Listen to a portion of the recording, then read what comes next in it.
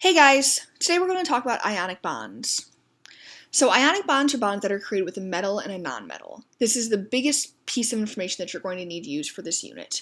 So a metal is something that is to the left of the zigzag line or the stair-step line on the periodic table. So if you find anything to the left of that line in a bond, that means it is an ionic bond. In ionic bonds, electrons are completely transferred. So this electron over here from sodium leaves sodium and joins with chlorine and stays with chlorine the entire time. And we draw this with arrows.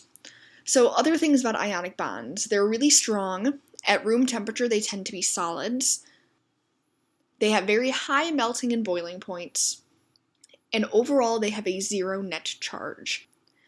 That means that these elements become ions when a bond occurs, and if one ion has a charge of +1, the other one has to have a charge of -1.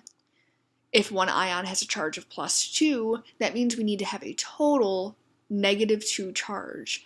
That can happen with a single ion or with multiple negative ions. So the first thing we're going to do is draw ionic bonds.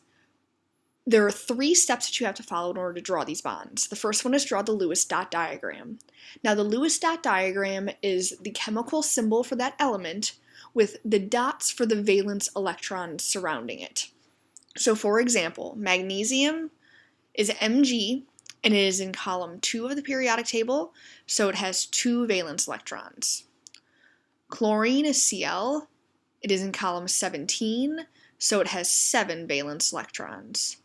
So essentially all we're doing is taking that outside shell of electrons and placing it around the chemical symbol. Then we draw a circle around the individual electrons of the metal and draw an arrow to show where each electron moves.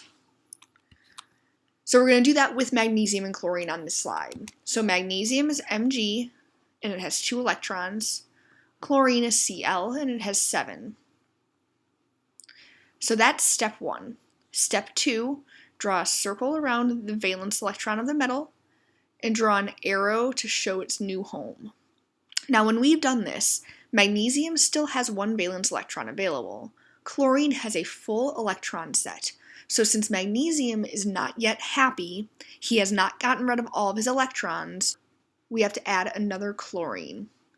So again, chlorine has 7, circle around the metal, draw an arrow to its new home. Okay, so this is going to be the first way that we're going to use ionic bonds in class. In addition to making a drawing, I'm going to expect you to do 2 more things. One is write the chemical formula. That's really easy because when it comes to the drawing, all you have to do is count them. So there's 1 magnesium and 2 chlorines.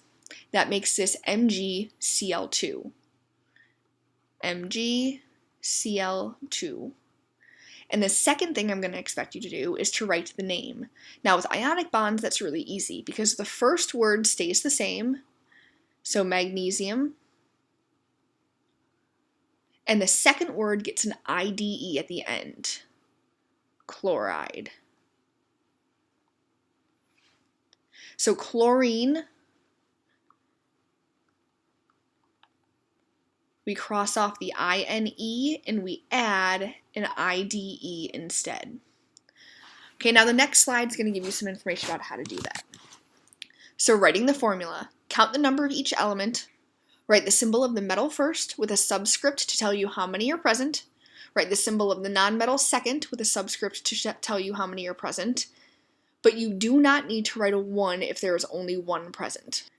So with magnesium chloride, I didn't put a little 1 next to magnesium. Since it's already written, we assume that there's at least 1 of them. Now writing the name. The metal's name does not change at all. It stays exactly the same. The nonmetal changes slightly. Cross off the ending and replace it with an IDE. Now some of these are going to sound kind of silly. So oxygen,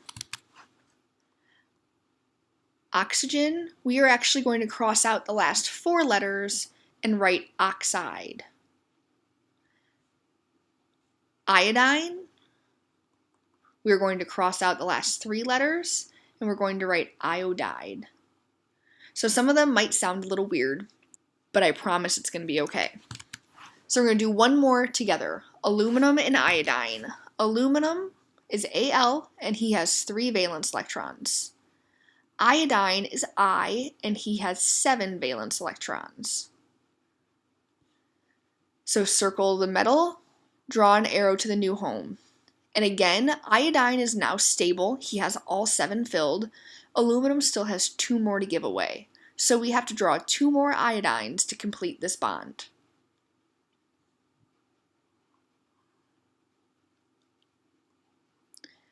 Now this is the first time that I'm not going to be picky about where you place your valence electrons, because if you were drawing them, I want your drawings to be as clean and neat as possible.